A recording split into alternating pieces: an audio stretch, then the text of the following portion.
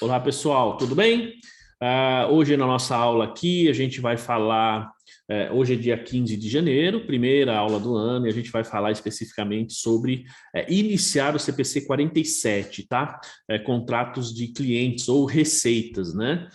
Bom, o que normalmente eu falo aqui para vocês, pessoal, assim, a gente tem, como eu diria, principalmente quem trabalha em pequenas e médias empresas, grandes nem tanto, e dependendo do segmento, tá? O pessoal trabalha muito pensando no reconhecimento da receita única e exclusivamente do ponto de vista da emissão de nota, tá? Principalmente outros, assim, pessoas que também trabalham na área fiscal, né? Também tem essa tendência, tá? Eu vejo muitas vezes isso na faculdade. As pessoas falam assim, você começa a falar de receita, que reconhecer receita é diferente de emitir nota, tem gente que não aceita, e normalmente quem tem essa resistência, é muito comum essa resistência vindo do pessoal da área de escrita fiscal. Eu até entendo, porque a pessoa está muito ligada ali à emissão de nota, ao registro da nota, né?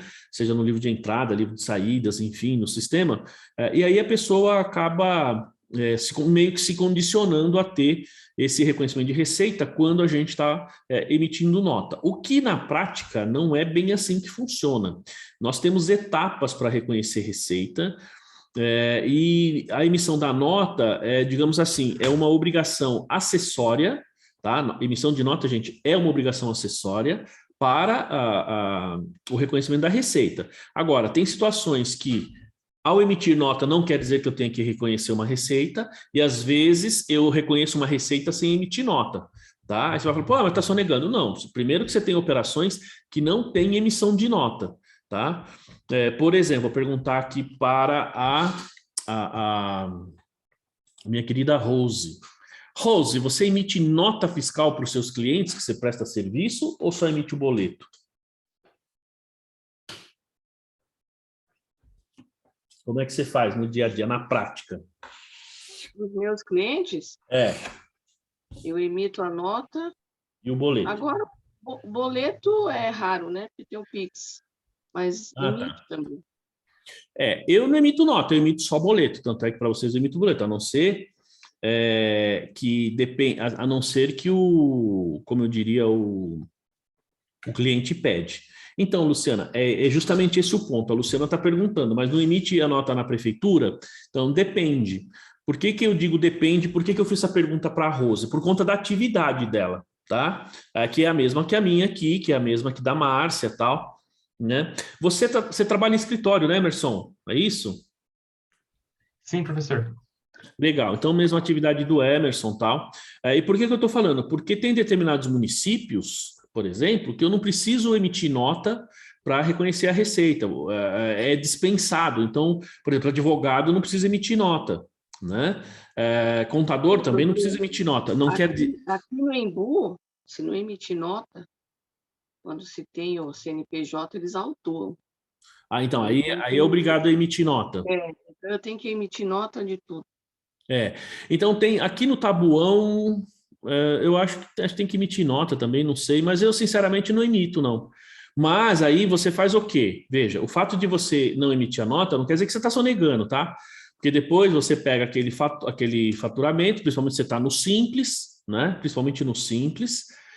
Aí você vai pegar aquele valor e quando você coloca no Simples, automaticamente a parte que é do município vai para o município, entendeu? Então não vai fazer muita diferença se você emite nota ou não, mas isso depende do município. Por exemplo, se eu não me engano, São Paulo, e depende da atividade, hein, gente? Depende da atividade, não é qualquer atividade. Por exemplo, advogado não emite nota, ele emite recibo, tá? Ele está dispensado. Eu tenho um cliente que ele é advogado, ele tem uma empresa, ele colocou a empresa dele no Simples, e ele não emite nota. Ele, quando pega lá os clientes, faz os trabalhos, ele emite recibo. E depois ele passa o valor dos recibos, porque isso é o certo. Olha só, pega o valor dos recibos e declara. Tá? Então, não é que o fato de você não emitir nota que você está sonegando, não é isso. É que você vai declarar sem a nota, você vai declarar com os boletos, com o recibo, depende. Por exemplo, se eu não me engano, São Paulo, como é aquela inscrição que você paga o ISS de forma anual, você também, normalmente esses profissionais que a gente chama de profissão regulamentada, né? normalmente eles são, em vários municípios, eles são dispensados de emissão de nota. Não que ele não tenha que declarar, não que não tenha que pagar imposto, tá bom? É só a formalidade da nota fiscal, mas isso varia de município para município. Se eu não estou enganado, em São Paulo, por exemplo, contabilidade parece que não precisa emitir. Tá? Você emite lá o recibo e depois você declara, principalmente se você estiver no Simples. Até porque o ISS, por causa da prefeitura, você paga de forma anual. Você, em São Paulo, precisa emitir nota se você for, por exemplo, protestar o cidadão. Você precisa emitir a nota, emitir o boleto, porque senão os cartórios não aceitam, tá? Aliás, pessoal, se alguém tiver depois alguma indicação aí de empresa de cobrança, né, que protesta os títulos, esse tipo de coisa, me dá um toque, por favor, tá? Porque tem um cliente meu que pediu aí para fazer um protesto de um cliente, tá bom? E assim, então, a gente tem que, digamos, separar, esses são alguns exemplos, tá? A gente tem que separar, pessoal, essa questão de reconhecer receita e de emissão de nota. Lógico que o ideal é que no momento que você emite a nota, você reconhece a receita. Tem determinadas atividades, uma boa parte delas, talvez até a maioria, tá?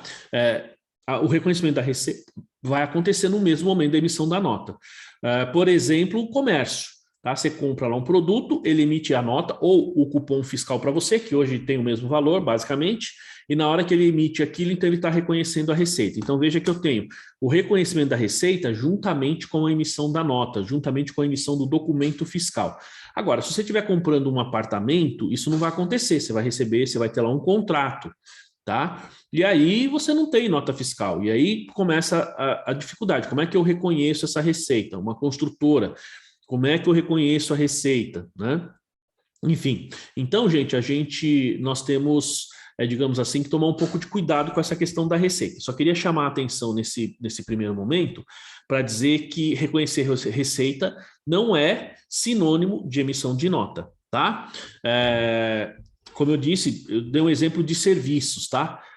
Comércio, praticamente todos que você vai ter, todo comércio, você efetivamente vai ter que emitir a nota, tá?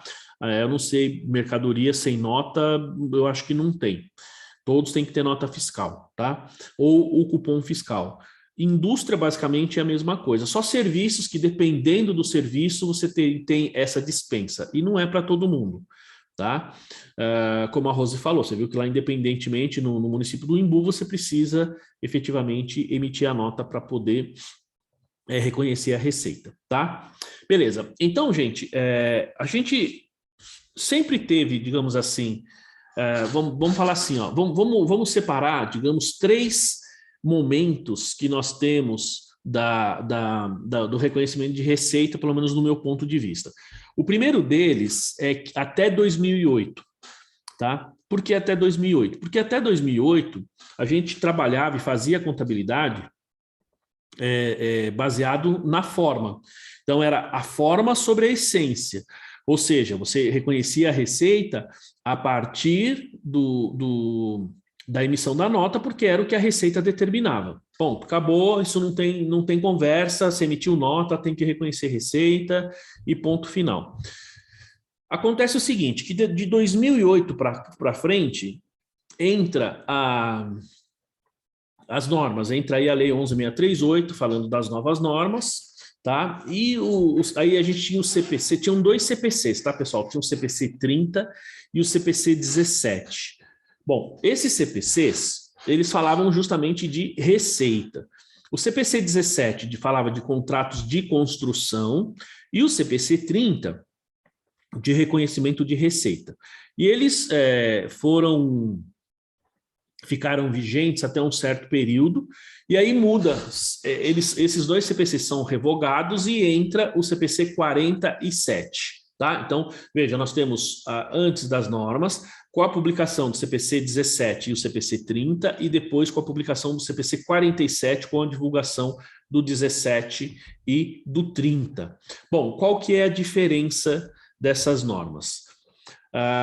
No primeiro momento, a gente reconhecia a receita da mesma forma que a gente emitia a nota. Então, era pura e simplesmente reconhecer a receita a partir da emissão da nota, baseado na forma. Depois, como é que se diz? A publicação do CPC 17 e o 30, a gente passa a reconhecer receita a partir, digamos assim, da transferência de riscos e benefícios. Então, pessoal, essa questão de transferir riscos e benefícios, ela é importante para a gente poder entender como é que era o reconhecimento da receita. É claro para todo mundo o que é transferir riscos e benefícios de serviços ou determinados bens e direitos? Todo mundo entende esse processo, pessoal? Sim? O Emerson, sim. Só o Emerson. Bom, transferir risco e benefício, pessoal, vou dar um exemplo muito prático, tá? Muito simples. Imagina que você entra numa loja e você vai comprar um aparelho celular. Você entra numa operadora ali, numa loja no shopping, por exemplo, ou na rua, né? E você vai comprar um aparelho celular. Muito bem, aí você fala, eu quero ver o modelo, sei lá, o modelo Samsung, enfim, pega lá o modelo, ou um iPhone, ou qualquer um, né? E a pessoa está mostrando aquele aparelho para você.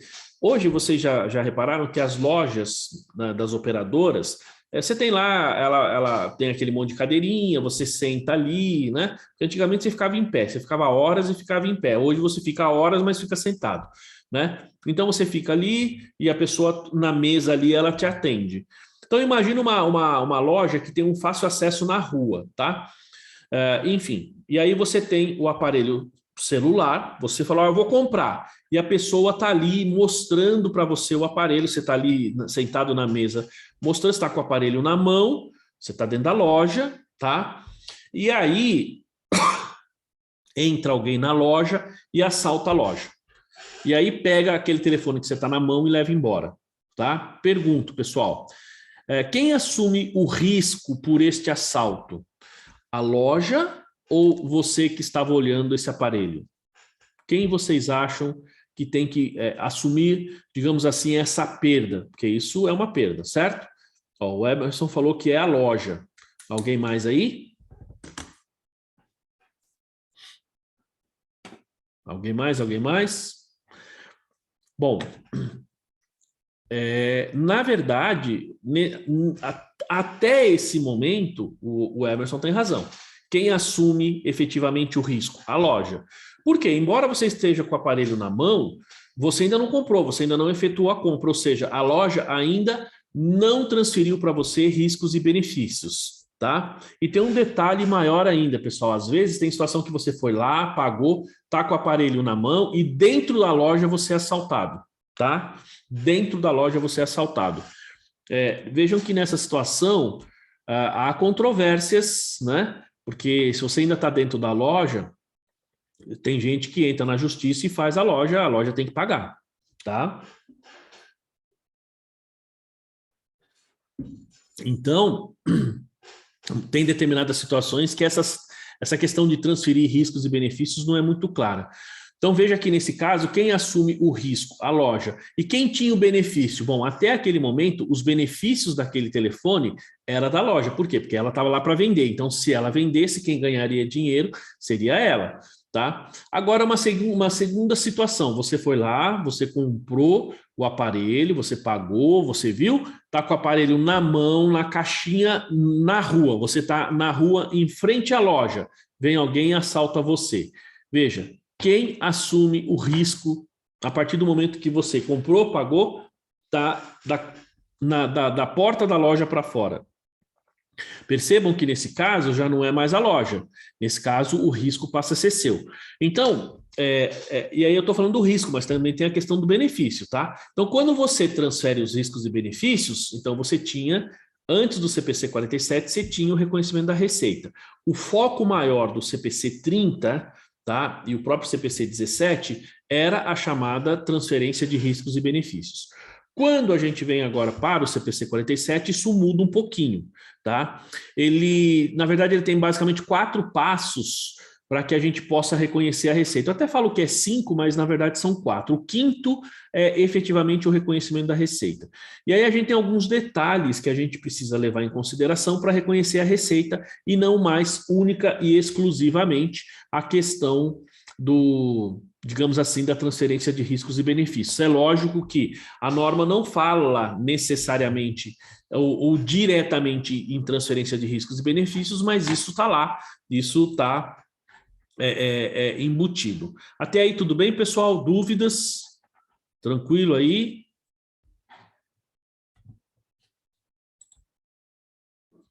Dúvidas, só dá um joinha aí para eu saber. Tranquilo. Muito bem. Então, ó, quando a gente fala aqui do reconhecimento da receita, né? Então a gente tem aqui, ó, então CPC 47, né? A gente chama de, na verdade, a receita com contratos de clientes ou contratos de clientes, tá? E a gente tem o seguinte, olha só. Então, para que serve o CPC 47? Para que serve essa norma, né? Porque a gente muitas vezes fala assim, puxa, reconhecer receita é fácil, é simples. Não é bem assim, tá? Como eu tô dizendo, você tem situações e situações que podem fazer toda a diferença aí no reconhecimento da receita. Ó. O objetivo do pronunciamento, ou seja, o CPC 47, é estabelecer os princípios que a entidade deve aplicar para apresentar informações úteis aos usuários. Então, qual é digamos, a preocupação maior? É apresentar informações que sejam úteis para a tomada de decisão, tá? Porque se você tem uma receita, então, por exemplo, ó, espera aí, pessoal, vocês estão olhando... Vocês estavam vendo os slides, é isso ou não? Sim. Espera só um pouquinho aqui. Deixa eu só fazer um ajustezinho aqui. Isso, agora sim. Né? Então, ó, vejam que quando você tem aqui, então, essa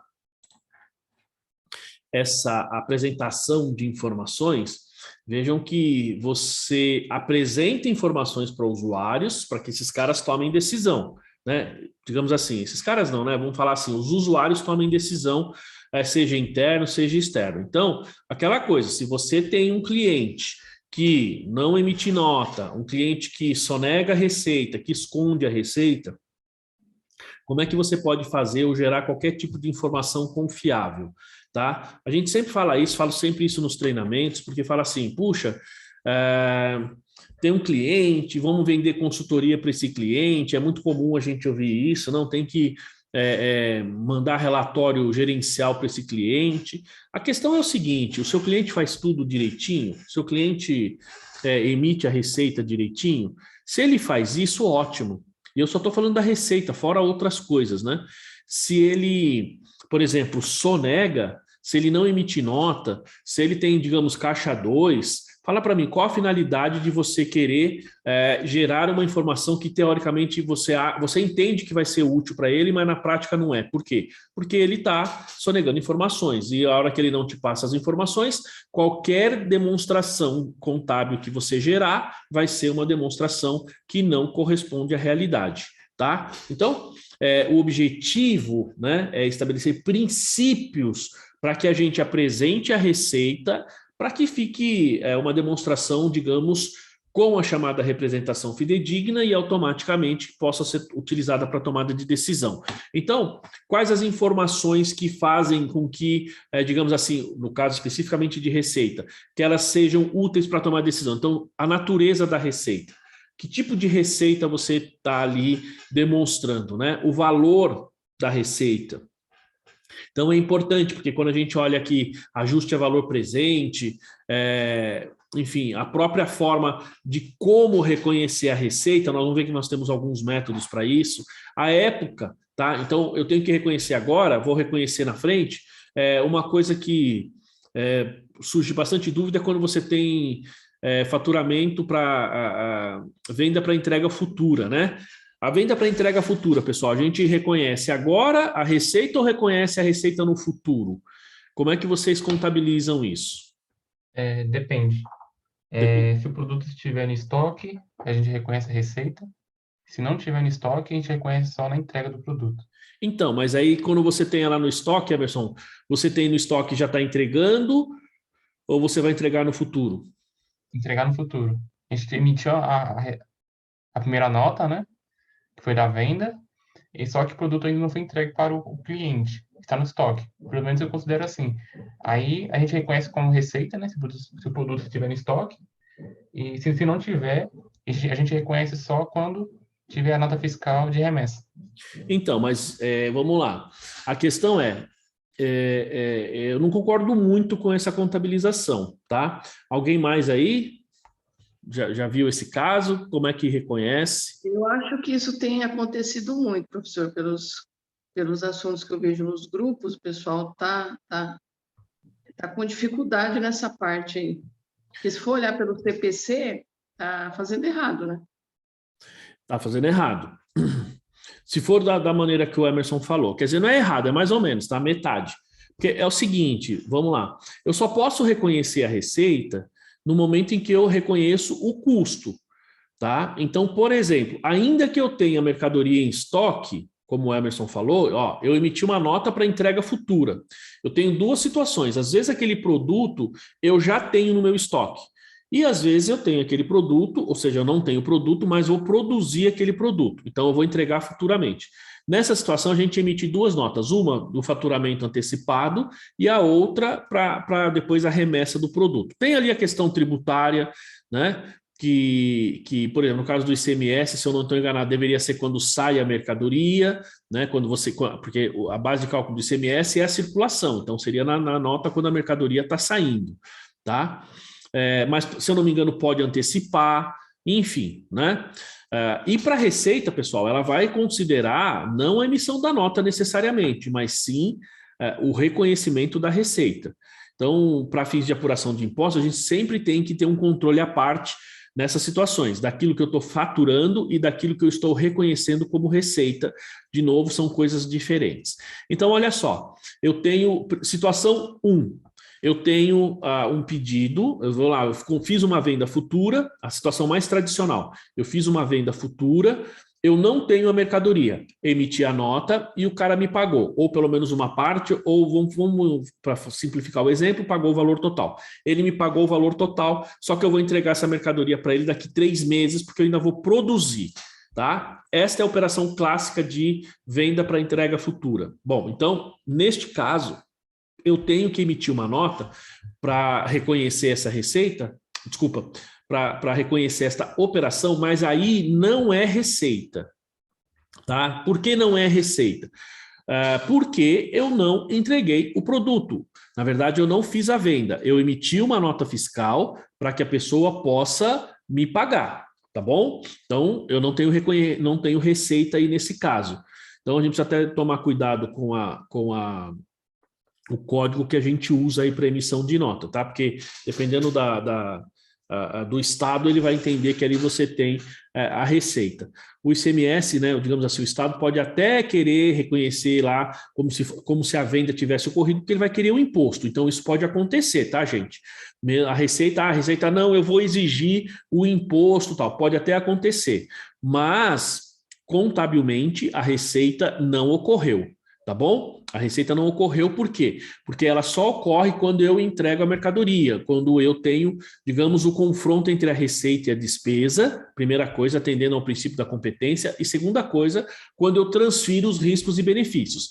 Nós vamos ver pela norma que tem mais detalhes com relação a isso. Então, por isso que ele fala aqui a questão do tempo, qual é o momento, tá? Ó, ele fala aqui, ó, a época, né? Ele fala aqui de incertezas e ele fala, ó, fluxo de caixa proveniente. Então, quando eu falo a época, como é que eu vou, digamos, projetar ou saber qual vai ser o momento em que eu vou ter esse fluxo de caixa, ou seja, que o dinheiro vai entrar na minha empresa por conta dessa venda. Bom, então, por isso que é importante, por isso que tem a norma. A gente precisa ter esses parâmetros para a gente poder reconhecer essa receita. Então, só para finalizar esse exemplo, então, se eu comprei a mercadoria, digamos assim, eu fiz uma venda da mercadoria para entrega futura, eu não tenho a mercadoria, eu vou produzir, eu estou falando de um adiantamento de clientes, consequentemente, eu estou falando de um passivo. Por quê? Se eu não entregar essa mercadoria para esse cidadão, o que vai acontecer?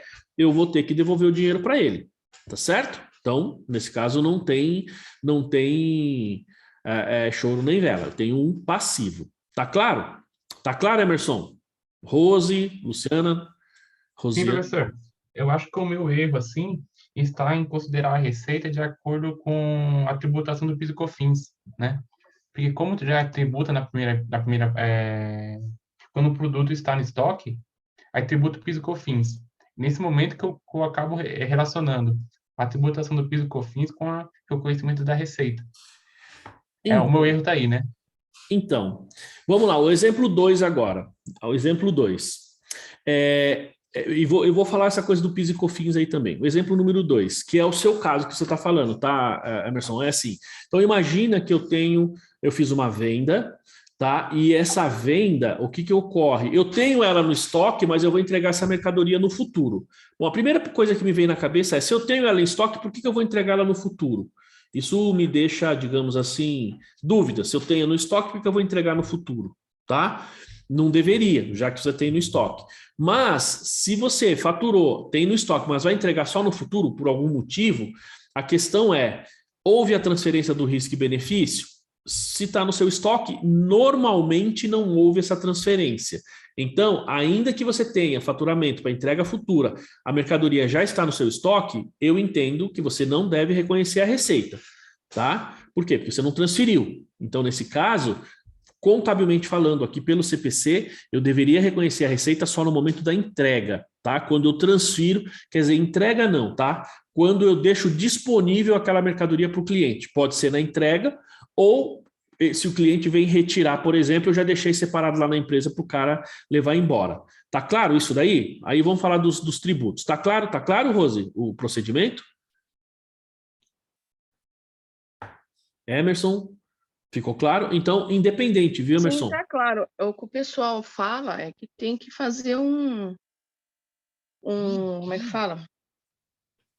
Um controle à parte, né? Tem que ter um controle à parte. Isso é a maior dificuldade, né? De quem trabalha direto com isso. Exatamente, principalmente quem está no escritório, tá? Por quê? Porque às vezes o seu cliente, ele é um cliente desorganizado, ele tem essa operação e você não sabe se ele recebeu isso ou não, e aí você fica ali a ver navios, é difícil você controlar. Então, realmente eu concordo, Rose, a maior dificuldade, principalmente para quem está no escritório, é ter o controle, mas tem que ter um controle à parte, tá? Tudo bem? Então, entendeu, Emerson? Então, independentemente, se você emitir uma nota fiscal para entrega futura, a receita você só vai reconhecer, contabilmente falando, no momento em que você transfere os riscos e benefícios, que pode ser no momento da entrega, ou ainda que você não entregou, mas que você deixou disponível ali para o cliente retirar, tá? Então, nesse caso, a receita só vai ser reconhecida posteriormente.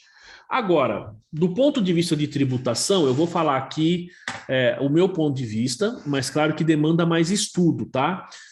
Com relação à receita, eu não tenho dúvida, é isso. Agora, com relação ao imposto, eu vou falar o que eu acho com relação à minha experiência e a gente precisaria estudar um pouquinho mais e pode ser que eu esteja errado, mas até o momento eu entendo o seguinte, que eu devo tributar o PIS e COFINS quando houver o faturamento, tá? É o que diz a lei, tanto lá do PIS quanto do COFINS.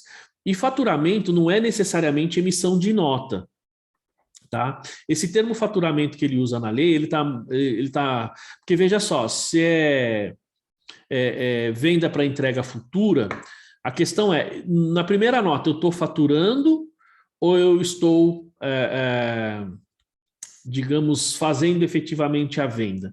Então, porque é o seguinte, olha só, PIS e COFINS, basicamente, até imposto de renda e contribuição, bom, PIS e COFINS, né, eles estão atrelados à venda. Na primeira nota, será que a gente já considera a venda? Porque veja só, se você tem lá o ativo, porque entrou o dinheiro, e você cria um passivo, percebe que você não tem receita, né? E a norma ela fala assim, ó, o PIS e o COFINS, a base de cálculo é o faturamento bruto, tá? Reconhecido lá no resultado, independentemente da denominação que você utiliza. Então perceba, isso acontece por quê? Porque antigamente tinha gente que colocava lá, faturava, ou tinha lá uma receita que era a base de cálculo de PIS e COFINS e a pessoa colocava como, sei lá, outras receitas. Como o nome que vinha lá, faturamento, se não me engano, né, era só quando você emitia a nota, então as pessoas não faturavam, tá? E aí as pessoas pagavam menos impostos. Então, a lei mudou. Mas mesmo tendo a lei mudado, e faz tempo isso, faz bastante tempo, mesmo a lei tendo mudado, o fato é que eu tenho que, na minha opinião, tributar PIS e COFINS quando você tem o faturamento. Então, nesse caso, você emitiu uma nota para receber antecipadamente, só que você não entregou nada. Na prática, no meu entendimento, viu, Emerson? E Rose, e todo mundo, Rosiane aí, a Márcia, pode me corrigir aí se eu estiver errado, né? A Luciana, o Fabiano. Eu entendo que a receita ocorre quando você entrega a mercadoria, quando você completa a operação. No primeiro momento, você emitiu uma nota só para receber o dinheiro, você tem ali um adiantamento, isso não é receita. Professor, deixa eu tirar uma dúvida. As normas aí para microempresa, ela entra em vigor 2023, né? As novas, né? As novas. Assim, o que eu vejo o pessoalzinho comentar é, eu não faço isso, não trabalho no CPC porque eu sou microempresa, isso é só para grande. Com a entrada em vigor da norma e das novas normas para microempresa, aliás, eu sei que já deveria estar fazendo exatamente assim, né? Mas o professor sabe que na prática é mais complicado. Com as novas normas aí, isso vai ser obrigatório? Vai mudar isso, né? Então, Zé, é o seguinte, a gente participou lá da reunião, né? A gente fez lá sugestões, e como é que eu vejo isso? Primeiro, trata-se de procedimento contábil, independentemente de ter, hoje a gente vai ter agora 3 normas, né? Antigamente nós tínhamos 2, aumentou uma, na verdade, e uma, enfim, houve a mudança lá, né? A gente tem agora a TG 1001 e 1002, não é isso? Bom, eu vejo, e tem a 1000, 1001 e 1002. O que eu vejo é o seguinte, independentemente de, por exemplo, de ter essas novas normas agora, dessas 2 de pequena e média empresa, a receita tem que ser reconhecida de acordo com as normas. Eu não faço porque eu sou microempresa só para grande empresa. Não, está errado, está errado. Esse pensamento está errado. Porque o procedimento que a gente tem para reconhecer receita, para fazer contabilidade, é um só, tá? É um só. Tem que fazer de acordo com as normas. Por quê? Porque quem dita as regras contábeis no Brasil é o Conselho Federal. Não tem jeito, é ele que dita, tá? E para empresas de capital aberto você tem a CVM, enfim. Agora, para empresas fechadas é o Conselho Federal e a gente tem que fazer o que as normas comerciais, digamos, a legislação está no Código Civil, que a legislação comercial determina. E quem determina a legislação comercial para fins contábeis? O Conselho Federal, que é pelas normas, pelos CPCs. Então, Rosê, é um erro as pessoas falarem, quando a pessoa fala assim, eu trabalho numa pequena empresa, meu cliente é pequeno, tal, tudo bem.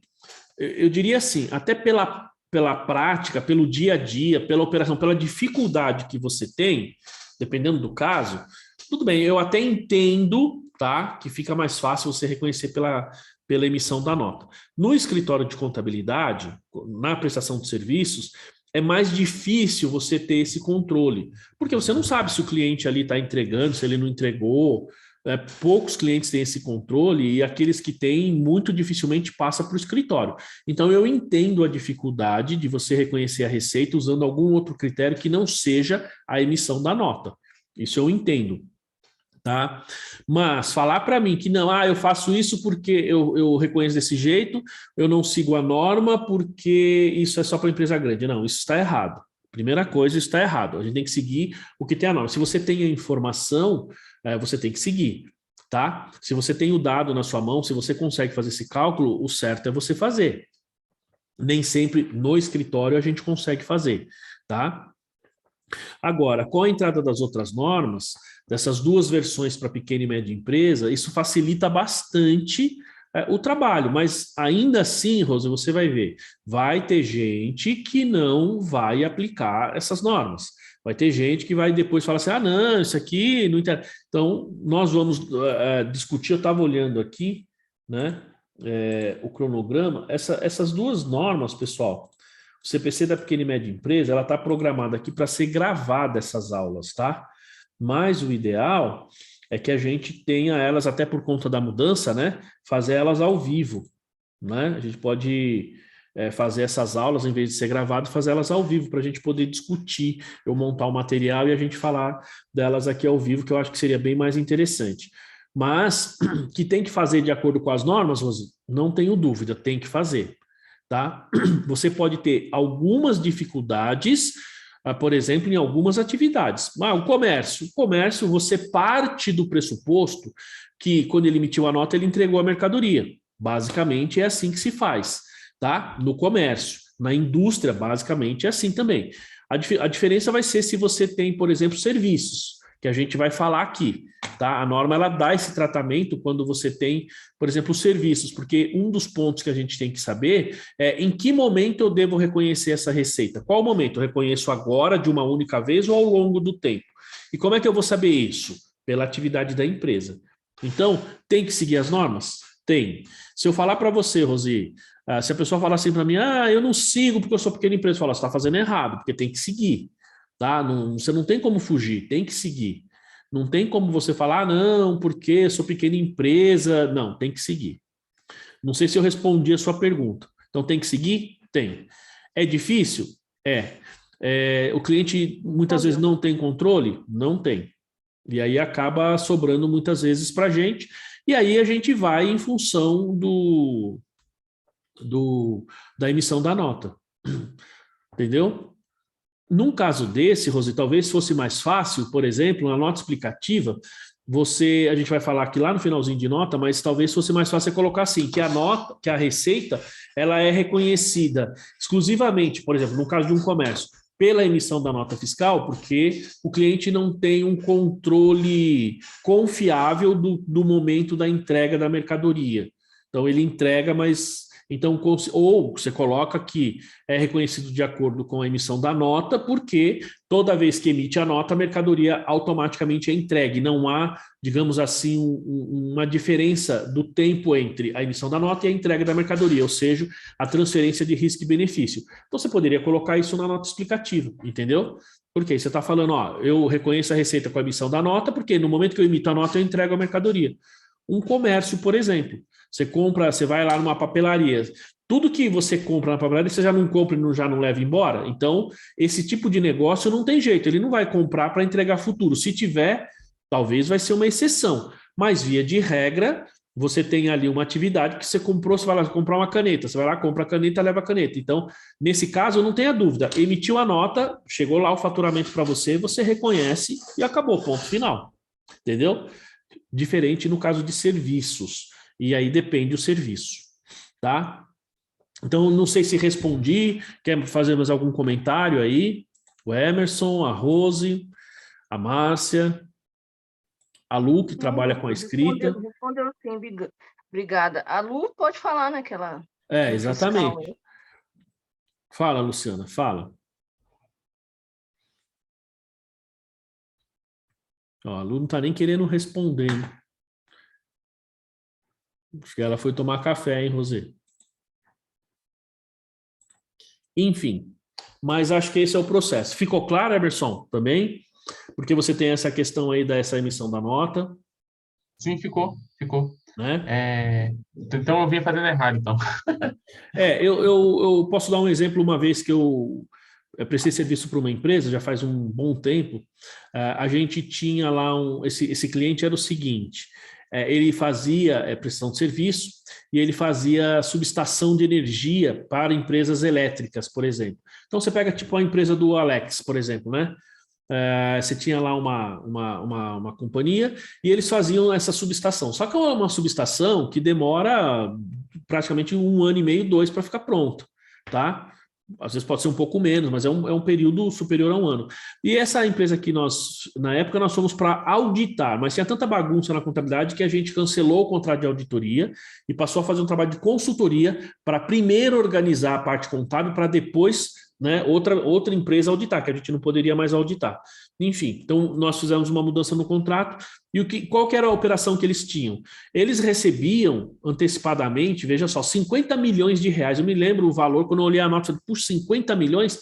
Aí você ia olhar na conta corrente da empresa, estava lá, a entrada, a transferência, 50 milhões de reais, né? Porque a empresa que contratou o serviço, a empresa elétrica, pagava à vista, e eles iam lá e demoravam 2 anos. Aí a empresa que nós estávamos fazendo a consultoria, essa empresa, ela ia, ao longo desse 2 anos, ia controlando esses recursos, porque ela comprava o material, ela ia colocando na obra e tal. Então, veja, ela emitiu uma nota de venda para entrega futura. Então, ela vai reconhecer os 50 milhões como receita naquele período? Vai pagar o imposto naquele período? Não, não tem o menor sentido. Ela simplesmente emitiu uma nota para receber o valor. E esse valor de 50 milhões não é fictício, não, é o valor mesmo que eles recebiam, tá? Para cada operação que eles faziam lá, para cada subestação que eles vendiam, era mais ou menos o valor que eles cobravam. Então, para vocês verem que a empresa era grande e a obra, o custo, era um processo demorado. Então, assim, eles recebiam e eles ainda faziam errado, tá? Porque à medida que eles compravam a mercadoria, eles reconheciam a receita, porque aí ele emitia uma nota de entrega para o cara. E a gente falou, não é assim. Você tem que fazer quando você instalou na subestação, ou seja, quando já transferiu o risco e benefício. Enfim, teve que mudar todo o processo de contabilização. Mas percebem que nem o PIS, nem o COFINS, nada era reconhecido de forma, digamos, imediata. Tá? Eu já trabalhei numa empresa que nós fazíamos instalação de rede, cabeamento, parte de sistemas, e também a receita era reconhecida independentemente da emissão da nota. A nota fiscal era emitida só para receber, tá? Mas a receita nós reconhecíamos de acordo com o andamento do projeto, tá? Muito bem. Então, voltando... Professor, eu quero tirar uma dúvida. Ih, eu também tenho um monte. Fala, Marciano. Então, o senhor estava falando de reconhecimento de receita. Isso. O meu cliente, a gente desenquadrou ele agora no final do ano. Então, ele virou simples outubro, novembro e dezembro.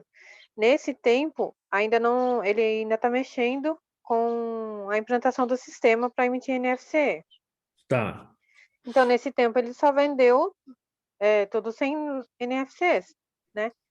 E Sim. como que eu vou lançar essas receitas, então? Porque eu declarei no imposto somente que ele vendeu por cartão. Tá. Então, o certo seria ele ter um controle, o certo Ele seria... fez livro caixa, certinho. Não, então, por exemplo, o que ele vendeu, você deveria somar toda a receita, não só no cartão, mas todo o valor que ele faturou. Isso seria o certo. Porque ainda que ele não tenha emitido nota, ele vendeu, entendeu? Sim. Agora ele vai ser enquadrado no simples, é isso? Isso. Então, ele deveria, neste momento, digamos, pegar aquela receita, de novo, ainda que ele não tenha emitido nota, você somar tudo e declarar a receita total que ele teve. Isso é o certo, a maioria não faz isso, tá, Márcia? Mas o certo seria isso. Ele já pediu para não fazer isso, né? Pediu para declarar somente o que vendeu no cartão. Por exemplo, a gente pega aqui a escola de negócios aqui, tá? Eu emito boleto para vocês, eu não emito nota fiscal. Se algum de vocês me pedir nota, eu vou emitir nota, tá? Mas eu emito boleto. Aí o que eu faço? Eu somo todos os boletos, vou lá no Simples, que a minha empresa está no Simples, é de treinamento, eu vou lá e declaro o valor dos boletos, basicamente, tá? Então veja que eu não tenho necessariamente a emissão da nota, mas o reconhecimento da receita e o pagamento do tributo está sendo feito em função do que eu estou recebendo, tá? O certo seria emitir nota? Sim, nesse caso o certo seria emitir nota, sim, porque trata-se de treinamento. Mas imagina, quando você faz faculdade, você não recebe uma nota fiscal todo mês, recebe? Não, você só recebe o boleto. E ainda assim é dedutível do imposto de renda. Então, isso varia um pouquinho de atividade para atividade, mas o certo mesmo, ainda que você não tenha a nota fiscal em si, o reconhecimento da receita deveria ser o somatório daquilo que ele emitiu no cartão, aquilo que ele faturou, tal, e lançar tudo no Simples. Se o cliente não quiser, digamos assim, ele está sonegando, o risco é dele, mas esse seria o procedimento correto. Entendeu? Até mesmo porque Só dá agora... um pitaco aí, Márcia. Oi? Você tem só dar um pitaco aí, você tem que ver com ele esse valor que ele não quer declarar, entre aspas, aí. Passou por banco, é dinheiro, tem que ver tudo isso, Não, né, é dinheiro. É dinheiro. Dinheiro que ele recebeu em caixa. Então, o problema agora é que eu acho assim, que o valor que eu declarei de cartão não vai abater o valor de compra dele, né? Não vai suprir. Então vai ficar essa defasagem, sendo que não tem essa defasagem, né? Então, esse é o problema. E aí, se você estiver fazendo o balanço dele, vai ser um problema, porque você, por exemplo, dependendo do quanto você vende, você vai ter um custo e que você não tenha a compra da mercadoria, porque em tese, você não teria dinheiro para comprar. E essa pergunta da Rose é importante, porque isso é um risco enorme. Até a Rose já postou um tempinho atrás, se vocês lembrarem, que a partir agora de 2022 vai ter um acompanhamento muito mais rígido da Receita Federal com relação às empresas no Simples, né? A essa questão da movimentação. E da Secretaria da Fazenda, que é a principal. Exatamente. Então, assim, você fez uma venda ou você transferiu mercadoria, e aí você não tem essa entrada no banco, ou o contrário, o dinheiro entrou no banco, mas você não tem a nota fiscal de venda, o risco é enorme de cruzamento de informação e você tem que pagar imposto, né? Aliás, também vale aqui o comentário, né, pessoal? Esse mês nós temos que fazer aí o COAF, né? A gente tem que fazer a declaração do COAF, não é isso? Então, fiquem atentos aí, que é até o final do mês, né? Até o final de janeiro, para quem já está assinando o balanço. Não sei se a Rose com certeza tem que fazer, não sei se a Rosane está assinando balanço, a Márcia lá, viu, Marcinha? Tem que fazer o COAF, não sei se você já fez alguma vez, mas tem que fazer, tá? Não, nunca fiz, não. Então fica atento que tem que fazer até dia 31 de janeiro. Você vai lá, faz uma declaração, você tem que entrar, se cadastrar no site do COAF, enfim, gerar senha, tudo isso. Então, até final do mês, 31 de janeiro. Então, nesse caso, esse seria o procedimento. Então, perceba que, ainda que ele não tenha necessariamente 100% da emissão de nota, ele tem que reconhecer a receita. Esse é o certo, tá? Lembrando que, vamos supor, olha só, a gente tem a seguinte situação. Imagina que você fez um monte de venda, tá? Vamos pegar esse caso, até esse comentário da Rose. Se você tem um monte de vendas que você não emitiu nota, mas você declarou tudo direitinho e pagou os impostos de forma correta, seja PIS, COFINS, até mesmo ICMS e tal. O ICMS fica um pouco mais difícil, porque se você não emitiu a nota, deixa eu ver se dá para declarar, acho que até dá, né? Dependendo do sistema, você vai lançar lá no sistema e você vai pagar. Mas o certo, vamos supor que você tenha feito isso, tá? Vamos supor que dê para fazer direitinho e você fez. E você tem uma fiscalização. Ele vai falar, essa operação aqui, você não emitiu nota. Eu não emiti, mas está aqui, eu paguei o imposto. E você consegue comprovar isso, então veja, ele não vai poder autuar você pelo imposto, ele vai autuar pela não emissão da nota, que são coisas diferentes, percebe? Ele está te autuando pela não emissão da nota, ou seja, pelo não cumprimento de uma obrigação acessória. Mas a obrigação principal, que é pagar o imposto, você pagou. E aí ele não vai te autuar por isso, porque pagou. Entende? Então, a gente precisa tomar cuidado com essas operações, né? Fiscalmente... Professora, eu senti isso na pele, porque em 2010, eu comecei o escritório aqui em 2015. Tá. E aí, até ajustar tudo, emissão de nota na prefeitura, eu fiquei 3 meses sem emitir nota, mas reconheci a receita. Sim. Até que a prefeitura me ligou e me autuou por não emissão de nota em 2016. Isso, mas não pelo imposto, né? Não pelo imposto, eu paguei o imposto.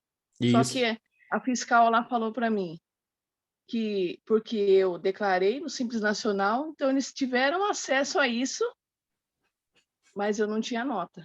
Então, mas com certeza a multa foi menor do que você ser multada por não pagar o imposto, certo?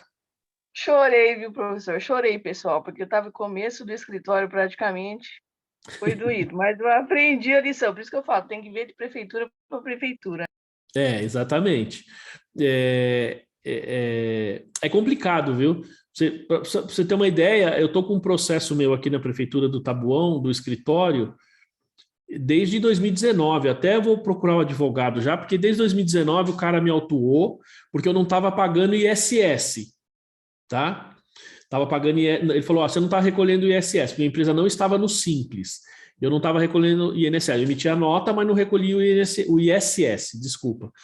Só que é o seguinte, a prefeitura do Taboão, ela me mandava o carnê e eu pagava o ISS anual, e não o ISS pela emissão da nota. Tá? Então houve uma mudança há um tempo atrás, e puxa, eu acabei nem vendo isso daí, e, enfim, estava pagando, porque o meu cadastro na prefeitura está como ISS anual. E o fiscal veio e me autuou. Na época deu R$10 mil de autuação, né? Aí eu cheguei, fiz todo um levantamento, falei com o fiscal, falei, o negócio é o seguinte, só que eu estou pagando aqui o ISS anual. Aí peguei mês a mês, nota por nota, o ISS anual, sem considerar a taxa de fiscalização, a TFE, né? Peguei só o ISS e fui abatendo. Dos 10 mil reais que o cara me autuou, sobrava 400 reais de diferença que eu teria que pagar, né? Então veja que eu estava pagando mais até do que o fiscal estava me cobrando. Enfim, ver se o cara me deu resposta até agora. Não, eu vou ter que procurar o advogado para entrar lá e falar assim, ô fulano, você não vai me dar uma resposta não do cálculo que eu fiz? Precisa me dar um retorno. Enfim, é complicado, Rosa, essas coisas são bem complicadas, né? E às vezes, na hora que eu vi aquela autuação, eu falei, meu Deus, aí eu fui olhar e falei, mas peraí, tem alguma coisa errada, né? Mas perceba, Rose, que embora você tenha pago essa multa, eu tenho certeza que ela foi menor do que se você, digamos, não tivesse emitido nota. Ou melhor, se você não tivesse recolhido o imposto. Não tivesse reconhecido e recolhido o imposto, né? Enfim, porque aí ela está te autuando pela obrigação acessória, né? E não pela obrigação principal, né? Enfim, mas vamos lá, ó. Então, continuando aqui. Então, por isso que quando a gente pensa nessa questão do CPC, qual que é o objetivo? Então, digamos assim, mostrar a natureza, o valor, a época, incerteza das receitas, porque aqui a gente vai ter que fazer e criar a PECLD, caso seja necessário, né? E o fluxo de caixa. Aqui, pessoal, isso aqui está ligado basicamente à época, né? Em que momento, digamos assim, eu vou receber esse valor? E se eu vou receber, ou seja, a incerteza, eu vou receber ou não vou receber? Então, imagina que eu, como usuário da demonstração, eu preciso ter essa informação, porque não adianta eu ter uma receita absurda, tá? Mas sendo que aquela receita não vai se realizar. Então, o objetivo do pronunciamento é justamente esse. O princípio básico desta norma consiste em que a entidade deve reconhecer receitas para descrever, olha só, a transferências, veja aqui, Emerson, a transferência de bens ou serviços prometidos a clientes. Tá vendo? Descrever a transferência. Então, quando você emite a primeira nota da venda futura, você ainda não está transferindo nada para o seu cliente. Então, ali é somente ele fala que é uma promessa, tá? Então, ali você tem um passivo. No valor que reflita a contraprestação na qual a entidade espera ter direito em troca desses bens ou serviços. Então, se você ainda não emitiu, então, em tese, você tem um passivo, tá? E olha só, a entidade deve considerar os termos do contrato e todos os fatos e circunstâncias relevantes ao aplicar esse pronunciamento. Então, o que nós estamos falando? Que toda vez que você faz uma operação, nós vamos ver aqui, sempre tem um contrato. Por mais que a gente diga que não, você tem um contrato ali que deve ser feito, tá? E aí, assim, a gente vai ver algumas características desse contrato, porque você vai falar assim, puxa, eu fui lá e comprei um telefone, eu comprei um material na papelaria, eu não fiz contrato com a loja. Na prática, sim, na prática você fez um contrato. Então, nós vamos falar sobre isso, nós vamos detalhar isso. Então, por isso que ele fala assim, a entidade deve considerar os termos do contrato quando há um contrato explícito, há um contrato escrito, e todos os fatos e circunstâncias relevantes, quando você tem o chamado contrato tácito, que é aquele que não existe o contrato fisicamente, mas na prática o contrato está ali, tá? Na prática o contrato existe. A entidade deve aplicar esse pronunciamento, incluindo o uso de expedientes práticos. Então, isso aqui é uma coisa importante para o reconhecimento da receita, de forma consistente, com contratos que tenham características similares e em circunstâncias similares.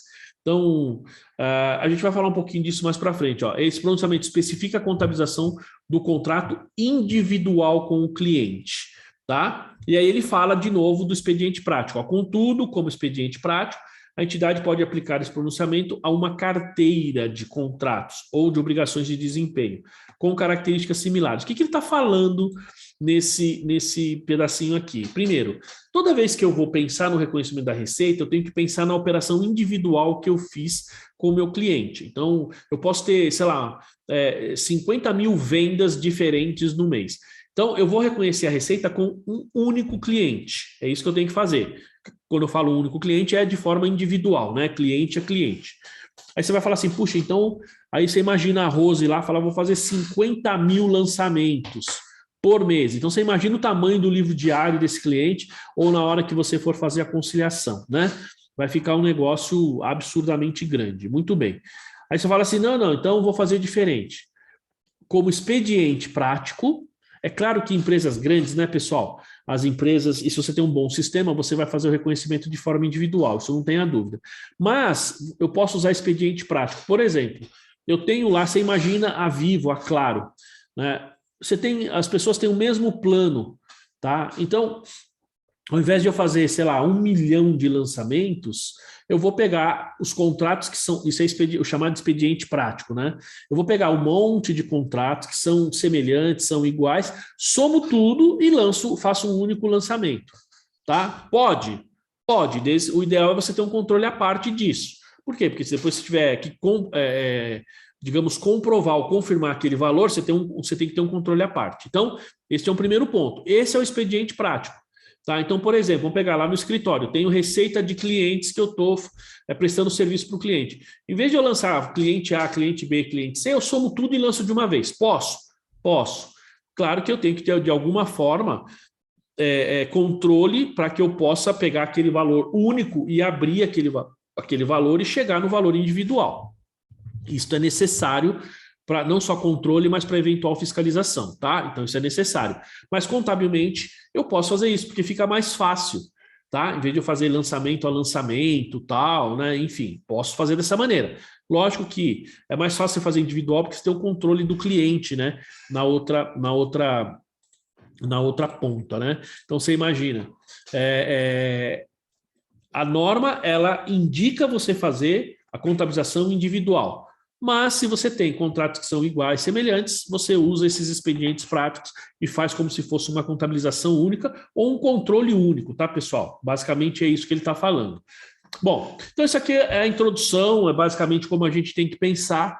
Agora, vamos pensar aqui no alcance, ó, até onde essa norma vai ou quais os procedimentos que estão atrelados a essa norma. Primeiro, ó, deve aplicar esse pronunciamento a todos os contratos com clientes, todos. Exceto, então ele vai dar uma exceção, que são aqueles dentro do CPC 6, contratos de leasing, tá? Por que nos contratos de leasing eu tenho uma situação diferente?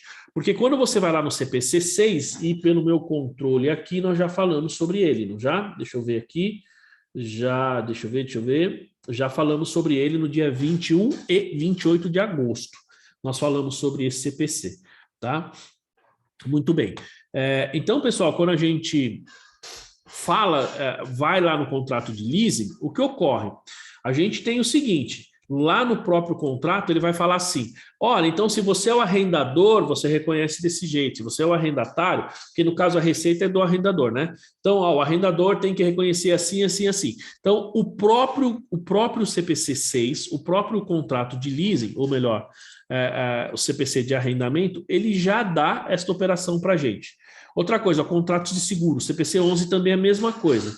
Nós não vimos isso aqui, a gente não vai ver, porque é só para seguradora, não é para corretora de seguro, tá? É para seguradora. E a seguradora também tem, dentro das normas, os procedimentos próprios e específicos para reconhecer a receita. Ponto, ele tem que reconhecer a receita ali dentro de determinadas regras que são específicas. Outra coisa, ó, instrumentos financeiros, então nós temos CPC 48, 39, 40, ou obrigações contratuais, por isso que ele fala dentro do CPC, ó, tá vendo? Ó, o 48, que é instrumentos financeiros, o 36, que é consolidado, negócios em conjunto e demonstrações separadas e empresas coligadas. Por quê, pessoal? Porque também essas normas, elas também têm procedimentos próprios. Aqui, esse CPC aqui, o 47, basicamente ele trata de reconhecimento de receita quando a gente está falando de venda, né, prestação de serviços. Essas normas que a gente viu aqui, o CPC 19, o CPC 48, o CPC 36, CPC 18, basicamente, essas normas falam de conciliação de balanço, consolidação e ali ele tem o procedimento para reconhecer a receita. Porque aqui, essas normas específicas aqui, elas estão na exceção porque elas não têm procedimento para emissão de nota, você não tem necessariamente aqui um contrato, tá? Você não tem um contrato aqui com a sua coligada, com a sua controlada, você recebe a receita proveniente dessa outra empresa por meio da equivalência ou por meio da consolidação, e não necessariamente pelo fato de ser uma venda.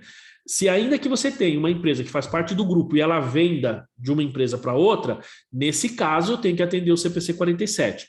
Se é consolidação, se é equivalência, se é demonstração separada, como ele fala aqui no CPC 35, aí eu tenho que reconhecer a receita ou separar a receita conforme determinam essas normas, e aí elas não são alcançadas pelo CPC 47, tá? Ó, outra coisa, permutas não monetárias entre entidades na mesma linha de negócio para facilitar vendas a clientes ou clientes potenciais. Então, essas permutas não monetárias aqui também, pessoal, basicamente assim, traduzindo, a gente vai falar um pouquinho delas um pouquinho mais para frente, mas traduzindo, nós estamos falando de parceria. Então, por exemplo, eu vou fazer uma parceria com a Rose, tá? Então, eu vou, basicamente, me junto à Rose aqui, como ela está próxima aqui de mim, a gente vai pegar um cliente grande, eu e ela, a gente faz um trabalho aí nesse cliente e a gente compartilha ativos, por exemplo, né? Veja que, embora eu esteja prestando serviço com ela, eu não estou vendendo serviço para ela, tá? Eu estou vendendo serviço para um terceiro. E aqui nós estamos fazendo muitas vezes permuta de ativos, tá? Por exemplo, eu posso prestar o serviço com ela, tenho um contrato com ela e eu vou faturar única e exclusivamente pela minha empresa. Eu recebo dinheiro e transfiro uma parte para ela. Perceba que isso não é venda, tá, pessoal? Eu não poderia emitir nota para a Rose, por exemplo, pensando nessa parceria, porque não se trata necessariamente de uma venda. Tá? Se trata aqui, ó, entre entidades para facilitar venda a clientes ou potenciais clientes. Então, tem que tomar um pouco de cuidado com esse tipo de operação. Nós vamos detalhar um pouquinho mais isso aí, tá? Ó, então, ela deve aplicar esta norma ao contrato somente se a contraparte for um cliente. Então, quando a gente cai nesse último item D aqui, ó, então, por exemplo, quando você faz uma permuta não monetária, que são empresas na mesma linha para facilitar a venda, você não está falando de um cliente, você está falando de um parceiro, tá? Então, veja que aí essa norma não cabe naquele item, mas se toda vez que eu tenho lá um contrato, tenho uma receita e a outra parte, a chamada contraparte, for um cliente, então eu tenho que atender o dispositivo ou o disposto aqui no CPC 47. Ó, o cliente é a parte que contratou com a entidade, tá? Então, veja, por isso que ele fala contratou, significa que eu tenho um contrato, tácito ou não, para obter bens ou serviços que constituem um produto das atividades normais da entidade em troca de contraprestação. Então, eu produzo serviços, produzo aulas, produzo mercadoria, conteúdo para a internet, qualquer coisa do tipo, e vou transferir isso para um terceiro. E esse terceiro vai me pagar, vai me dar aqui uma contraprestação, né, que é o pagamento com relação a esse produto ou serviço que eu estou entregando. Tá? Muito bem. Olha só. Ó, a contraparte do contrato, então a outra ponta, né? Ó, não será considerado um cliente se, por exemplo, a contraparte tenha contratado com a entidade sua participação em atividade ou em processo no qual as partes do contrato, olha só, compartilham os riscos e benefícios que resultam da atividade ou do processo, e não para obter produto das atividades normais da entidade. Entende? Ó, não é considerado um cliente se esta operação, se a contraparte, se a outra ponta, né, tenha contratado sua participação em atividade ou em processo, tá? Então, a atividade, porque eu posso estar desenvolvendo uma atividade, ou um processo pode fazer parte do meu processo de produção, enfim, no qual as partes do contrato compartilham riscos e benefícios. Ou seja, lembra que a gente falou de transferir riscos e benefícios? Quem tem os riscos e quem tem benefícios? Se eu tenho duas empresas que compartilham esses riscos e benefícios, então, na outra parte, né, digamos assim, a outra empresa que está junto comigo, cai naquele exemplo que eu falei, eu e a Rose vamos prestar serviço. Então, ali a gente tem um compartilhamento de riscos e benefícios. E aí, não é que a Rose é minha cliente, ela é minha parceira, tá? Ó, que resultam da atividade ou processo e não para obter o produto das atividades normais. Então, de novo, a gente cai nessa questão de parceria e não necessariamente na questão da venda. Ó, um contrato com o cliente pode estar parcialmente, gente, então, bastante cuidado com isso aqui, porque ó, ele pode estar parcialmente dentro do alcance deste pronunciamento, então, deste, CPC 47, e dentro do alcance de outros pronunciamentos. Então, eu posso ter ali uma determinada operação, um determinado contrato com o cliente que tenha mais de uma, digamos, de uma norma. Então, tenho ali uma determinada operação que eu vou ter uma receita que está dentro aqui do CPC 47, posso ter uma outra operação que a princípio pode parecer receita, mas não é receita, tá? E aí ele estaria sujeito a outra norma. Então, muito cuidado com isso. Quando a gente falou do leasing, a gente viu bastante isso. Ó, se outros pronunciamentos especificarem como separar ou mensurar inicialmente uma ou mais partes do contrato, então a entidade, primeiramente, deve aplicar os requisitos de separação ou mensuração desses pronunciamentos. De novo, aqui, ó, já falei sobre isso. Aqui nós estamos falando de norma específica, tá? Aqui é uma norma específica. E aqui é a norma geral. Se outros pronunciamentos não especificarem como separar ou mensurar ou mais parte do contrato, então a entidade deve aplicar esse pronunciamento para separar ou mensurar. Então aqui é a norma geral, que é o CPC 47, tá? E aqui, ó, específica, tá? Então, a gente precisa, primeiro, havendo norma específica, para falar, olha, então você tem essa operação, isto aqui é receita, isto aqui, sei lá, é passivo, tá? E aí, o que eu tenho que fazer? Então, eu preciso ir na norma específica. Sempre que tem uma norma específica, é ela que inicialmente você vai observar. Não tendo essa norma específica, então eu vou reconhecer dentro aqui do CPC 47, eu tenho que seguir exatamente o que ele determina aqui, tá? Isso pode acontecer quando você recebe dinheiro do governo, tá? E aí governo municipal, estadual, federal, que é o CPC 7. Então ali, eu recebi um dinheiro, isso é receita ou isso é passivo? Tá? Então, o que ocorre? Eu tenho uma norma específica, então eu vou ter que observar, não necessariamente, ele vai falar um pouquinho mais para frente aqui, dependendo da situação, não necessariamente o que diz nessa norma, mas eu vou ter que reconhecer de acordo com o que diz lá o CPC 7, tá? E aí, tudo bem, pessoal? Dúvidas? Certezas aí? Tranquilo? Sim, professor, tem uma dúvida aqui. Pode falar. Com esse negócio de permuta, né? Assim, trabalhando na contabilidade, eu só vi só uma vez, né? Quando eu trabalhava como estagiário no escritório de contabilidade, eu não acompanhei o processo, né? Mas era assim a história. Uma pessoa, né? Pessoa física, tinha um terreno na região do Brás, né? Com valor histórico bem baixo, né? Não chegava a 50 mil.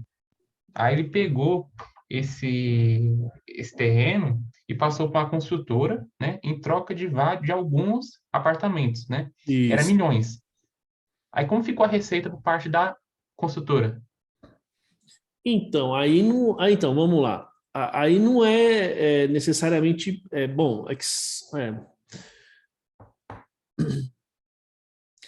Então, precisa pensar um pouquinho. Porque eu já vi um caso, já me fizeram uma consulta em uma situação semelhante, tá? Então vamos lá, ó. Eu sou a construtora, certo? O cara me dá o terreno, correto? Eu sou a construtora, eu recebi o terreno de um cidadão, não é isso? Sim. E aí eu vou lá e construo alguns imóveis, não é isso? Isso. Então, aí quando eu construo esses imóveis, eu preciso pegar, sei lá, eu construí 10 e, sei lá, 2 eu vou dar para o cidadão em troca do terreno, não é isso? Foi isso que aconteceu. E ainda teve a parte em dinheiro. A permuta contorna em dinheiro. Eu ainda devolvi dinheiro para o cara, porque assim... Foi. Então, ainda que o valor histórico seja... Então, eu construtora, tudo bem, o valor histórico seja, sei lá, 50 mil reais... Quanto que isso vai custar? Quanto que custa um apartamento, no caso, 2 apartamentos novos, mais a torna, né, mais o retorno em dinheiro? Então, esse vai ser o custo do terreno que eu vou ter que colocar. Entende? Eu tenho que ter pelo menos uma estimativa disso. Entendi. Entendeu? Então, vamos supor, ainda que o documento esteja 50 mil, lá a escritura esteja 50 mil. Só que é o seguinte, quando eu for comprar, eu não vou pagar 50 mil. Qual que é o valor justo desse terreno? Basicamente, porque o valor justo do terreno equivale a 2 apartamentos mais uma parte que eu vou voltar para o cara, não é isso? Para o dono do terreno. Então, eu tenho essa estimativa. Então, se eu tenho essa estimativa, porque na hora que eu fizer um negócio com você, mas você tem um terreno, tá, na escritura está 50 mil, só que a gente sabe que esse terreno vale 1 milhão. Então, eu vou te dar 2 imóveis mais X dinheiro, retorno em dinheiro. Esse é o meu custo de aquisição da construtora. Pelo menos é assim que eu entendo. Entendi. Então, primeiro, a construtora precisa pegar o custo, né, dos imóveis, e a diferença do custo com a receita, com o valor que ele, né, da venda, seria a receita para a construtora. A receita seria... esses dois que ele fez a troca, não necessariamente seria a receita, isso é permuta. Porque eu estou trocando estoque por um terreno, entendeu? Isso é permuta, isso é troca. Troca. Entendi. Aí não é necessariamente uma venda, porque eu estou pegando 2 imóveis que eu tenho, mais uma parte de dinheiro, e estou pegando o terreno. Na verdade, para a construtora, isso é uma compra, né? Para quem está vendendo, sim, pode até, de repente, pensar numa venda. Mas, na prática, é uma permuta, porque estou pegando imóvel, né, e trocando pelo terreno. Basicamente, então, isso é permuta. Entendi. Então, nesse caso, o problema maior vai ser com a pessoa física, né? Que tem imposto de renda. Sim, porque aí a pessoa física, nossa, vai pagar. Veja, eu tive uma pessoa que eu fazia declaração, ele até já faleceu. Depois que ele faleceu, as filhas assumiram lá, pegaram a declaração, enfim. Né? Eu não sei como é que ficou o inventário, mas ele tinha um imóvel no Itaim e ele morava nesse imóvel há muitos anos. Para você ter uma ideia, eu estou com 50 anos, 52, e eu trabalhei com esse senhor, aprendi muita coisa com ele, um espanhol, quando eu tinha 17 anos, de 16 para 17, trabalhei com ele, né? E graças a Deus, né? Porque eu aprendi muito trabalho manual com ele. Então, por exemplo, eu sei mexer com madeira, eu sei pintar carro, eu sei fazer funilaria. Não sou bom, mas se eu tiver que fazer, eu até consigo ali, entendeu? Então, por exemplo, eu sei pintar parede, eu sei furar, eu sei... Sabe, tem gente que precisa trocar uma lâmpada, não sabe, né? Não sabe nada disso, né? Você sabe aí, Fabiano, fazer todos esses trabalhos? Você sabe, Emerson? Eu faço... Oi? O meu primeiro emprego foi na construção. Então, eu faço tudo. Eu me aventuro aqui também. Então, eu mexo no motor do carro, já fui mecânico de moto, então eu sei como funciona o motor, entendeu? Então, puxa, é difícil, não que a gente não é enganado, mas é difícil ser enganado.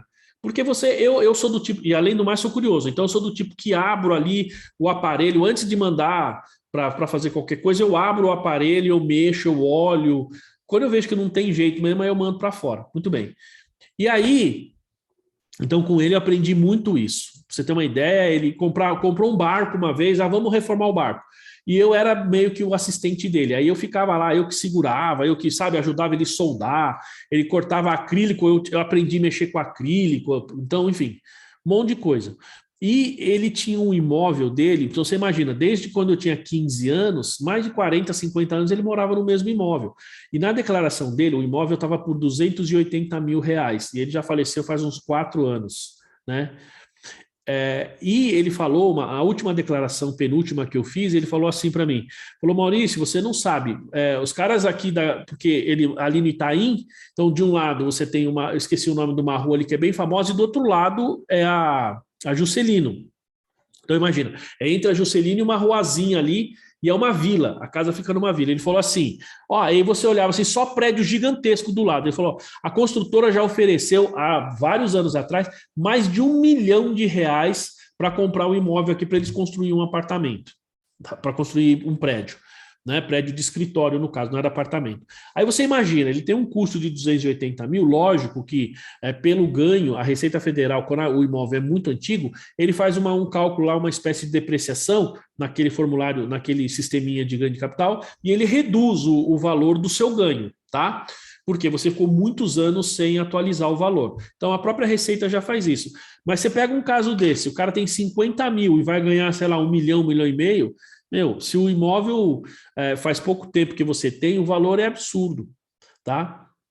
Quando minha mãe faleceu, a gente herdou uma casa. Minha mãe só tinha um bem. A casa veio para mim e para os meus irmãos, tá? Nós dividimos em 3, na verdade em 4 tinha lá uma irmã bastarda, aí, uma irmã adotiva, que é sempre assim, né? Na hora do inventário apareceu, né? Enfim, mas nós dividimos em 4 pessoas. E aí, o que ocorre? O valor do imóvel que foi passado na escritura para nós, por conta do inventário, era um valor baixo. Não era o valor atual do bem, é um valor baixo. Na hora que a gente vendeu o imóvel, tivemos que pagar um imposto de renda absurdo, absurdo, tá? Então, nesse caso, Emerson, essa aquisição, essa permuta, contabilmente, eu entendo que é assim, ó, porque eu não construí o imóvel ainda, tá? Então, mas eu já tenho uma ideia de custo, então eu negocio com a pessoa. Então, este valor que vai entrar, esse terreno, que aí eu tenho que fazer uma estimativa do custo dos 2 imóveis, mais o quanto eu vou pagar para o terceiro. Isto é custo de aquisição do terreno, é estoque. Porque aí eu vou começar a construir, que vai ser construção em andamento, certo? Estoque em andamento, para você poder vender. Mas é custo, isso é custo, tá? Não sei se ficou claro aí o... Né? Sim, entendi, professor. Né? E aí, nesse caso, é isso que ele fala de permuta. Permuta é isso, tá? Bom, e aqui, pessoal, acho que é uma coisa bem importante nós entendermos aqui as etapas, tá, pessoal? Então, na verdade, essa última etapa aqui nem tem muito detalhamento, que é efetivamente o registro da receita. Mas, primeiro, sempre que eu vou reconhecer uma receita, tá, eu preciso observar essas etapas aqui. Primeiro, identificar o contrato com o cliente, identificar as obrigações de desempenho, determinar o preço da transação, alocar o preço e reconhecer a receita, tá? Então, por que é importante identificar o contrato? Porque é ali que eu vou ter como eu diria, é ali que eu tenho o meu, digamos assim, o detalhamento daquilo que vai ser feito, né, em termos de pagamento, em termos de obrigação de desempenho, tudo isso. A segunda é identificar as obrigações de desempenho, que é o quê? Nós vamos ver cada uma dessas etapas. Mas o que é obrigação de desempenho? A forma, né? Porque, por exemplo, se eu estou falando assim, ó, então, como é que eu tenho medido aqui o desempenho, sei lá, das aulas? Bom, o desempenho é pelas aulas que eu estou oferecendo a vocês. Então, a gente tem aula, tá? E aí isso significa que eu estou cumprindo com a minha obrigação de desempenho. A questão da qualidade é difícil a gente medir, mas pelo menos eu estou prestando serviço, eu estou oferecendo as aulas. Se você tem a Rosa, por exemplo, pegar a Marcinha, né? Ela tem lá o escritório dela. Como é que ela está cumprindo ou qual que é a obrigação de desempenho dela? Mensalmente, apurar os impostos, entregar lá para o cliente a contabilidade, tá? Então, isso é a obrigação de desempenho dela. Ou seja, a cada mês que passa, ela cumpre essa obrigação. O outro item é determinar o preço, tá? Deixa eu mostrar aqui para vocês. Por que isso é importante, gente? Ó, então, eu identifico os itens do contrato, as obrigações de desempenho e determinar o preço. Nós vamos perceber, gente, que na hora de determinar o preço, eu tenho situações que fica muito fácil identificar qual é o preço da transação e tem situações que não é tão fácil assim. Tem situações que eu não sei exatamente qual que é o preço ou como que eu devo mensurar esse preço, tá? E aí a gente vai ter alguns exemplos disso. E depois alocar o preço. Uma vez que eu defino o preço, é colocar o preço no produto. Por que a gente faz isso? Porque muitas vezes você tem os combos, né? Não tem o combo que a gente compra. Se você vai comprar um lanche no McDonald's individual, o lanche custa R$35. Se você vai comprar o pacote, o combo custa 40. Aí vem o lanche, a Coca-Cola e a batata, tá? Percebe? Então, qual que é o preço? Às vezes a gente fala assim, puxa, mas individual é 35 e o valor no combo é 40? Como assim, né? Então, aí, veja, eu tenho que identificar o preço de cada produto e alocar, porque quando eu falo 35 só um lanche, é fácil a alocação porque é um produto só. Agora, quando eu falo 40, eu tenho 3 produtos, que eu tenho a batata, o lanche e o refrigerante. Então, qual que é o valor efetivo de receita do refrigerante que eu devo considerar? Então, nós vamos ver como é que a gente faz isso. E por último, e não menos importante, efetivamente reconhecer a receita. Então, para a gente terminar aqui, ó, antes para a gente sair para o cafezinho, identificar o contrato, depois identificar as obrigações de desempenho, Determinar o preço, alocar o preço e reconhecer a receita, tá? A gente, ó, aqui começa o passo 1, identificar o contrato com o cliente, mas eu quero falar isso depois do café, faltam 7 minutinhos, eu prefiro a gente sair para o cafezinho. Gente, até aqui, tudo bem? Dúvidas, certezas? Comentários aí? Tudo bem. Alguém mais aí? Muito bem. Pessoal, então vamos tomar um cafezinho, né? A gente tem... Normalmente a gente para 10 horas, das 10 às 10h20, não é isso? É isso, né? Isso. 11, 12, isso mesmo. Então vamos parar agora 9h55, né? E aí a gente volta então 10h15. Tá certo, pessoal? Pode ser? Beleza? Ok. Beleza, pessoal, então é o seguinte, ó, eu vou sair da sala para a gente poder fazer a conversão desse vídeo, para ficar essa primeira parte. Então, daqui a pouquinho, então 10h15, a gente entra no mesmo link, tá bom? Tá bom, Emerson? No mesmo link, tá?